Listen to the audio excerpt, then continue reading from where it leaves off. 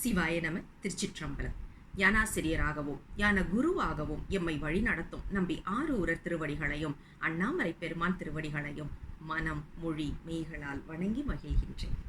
இன்றைய ஞான சிந்தனையில் சொக்கநாத வெண்பா என்ற அற்புதமான நூலில் இருந்து 23வது பாடலை சிந்திப்பதற்கு திருவருளும் குருவருளும் கூட்டியுள்ளது. 23வது பாடல். அருவருப்பே மெத்தியிடும் ஆகத்தை சற்றும் அருவருக்க தோற்றுதில்லை.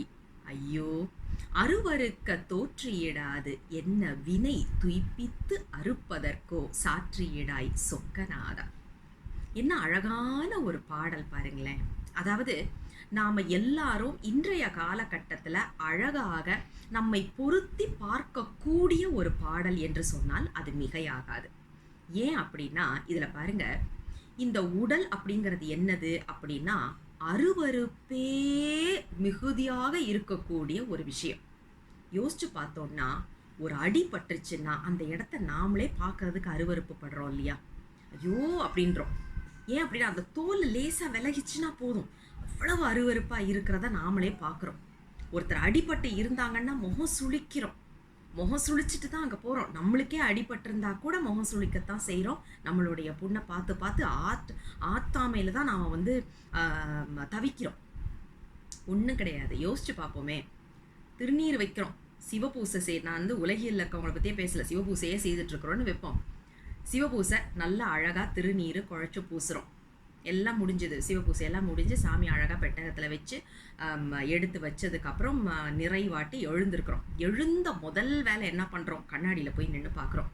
திருநீர் சரியாக குழைச்சி பூசியிருக்கிறது சரியாக பூசியிருக்கிறோமா, இல்லை அங்கங்கே தனி இதாக நிற்கிதா அப்படின்னு சொல்லிட்டு முதல்ல போய் பார்க்குறோம்.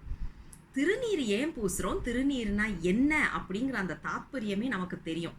திருநீர்னா கடைசியில் எல்லாமே சாம்பலாக போகக்கூடியது.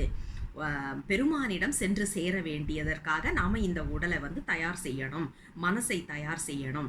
ஏன்னா நாம் திருநீரா பெருமான் கிட்ட போகணும். அதாவது சாம்பலா போனதுக்கு அப்புறமும் சாதாரணமாக இல்லாமல் பெருமான் கிட்ட போகணும் அப்படிங்கிற ஒரு தாத்பரியத்தில் தான் திருநீர் பூசுகிறோம்.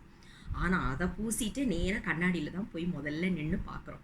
பார்த்துட்டு நல்லா பூசியிருக்கேன்னா சரி, ஓகே, அப்போ இன்னைக்கு சரியாக இருக்குது அப்படின்ட்டு. இல்லை அப்படின்னா லேசாக அதை அப்படி இப்படி கொஞ்சம் மாற்றி அட்ஜஸ்ட் பண்ணி நம்ம எவ்வளவு அழகுபடுத்திக்கிறோம் அதை.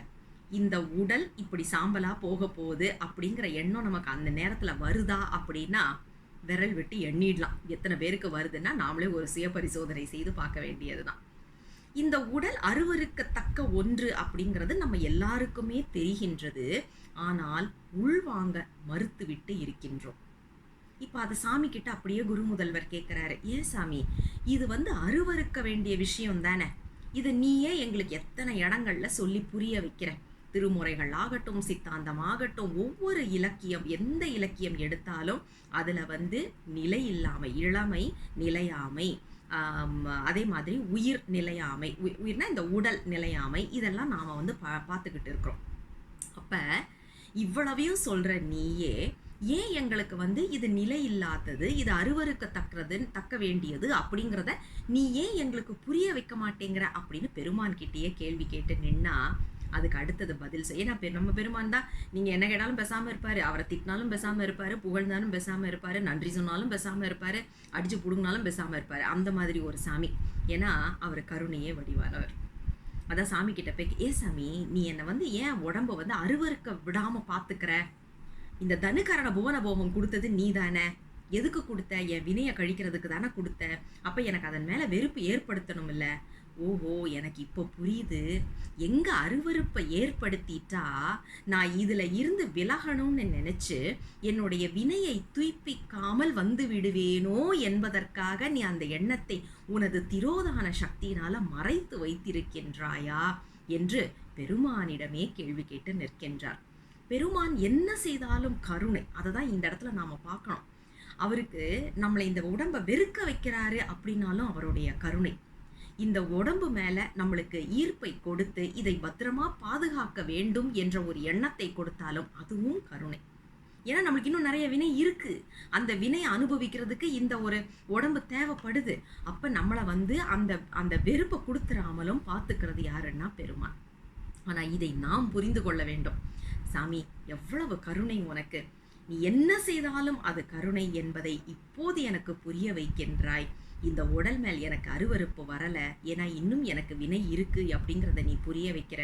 சரி சாமி, அந்த விருப்பத்தோடையே நான் உன் கூடவே இருந்து அந்த வினையையும் நான் துய்ப்பித்து அறுப்பதற்கு என் கூடவே இரு என்று சொக்கநாத பெருமானின் திருவடிகளுக்கு விண்ணப்பமாக வைத்து இந்த 23வது பாடலை நிறைவுக்கு கொண்டு வரலாம். தென்னாடுடைய சிவனே போற்றி, எந்நாட்டவர்க்கும் இறைவா போற்றி, அண்ணாமலையம் அண்ணா போற்றி, கண்ணார முதற் கடலே போற்றி. சிவசிவ திருச்சிற்றம்பலம்.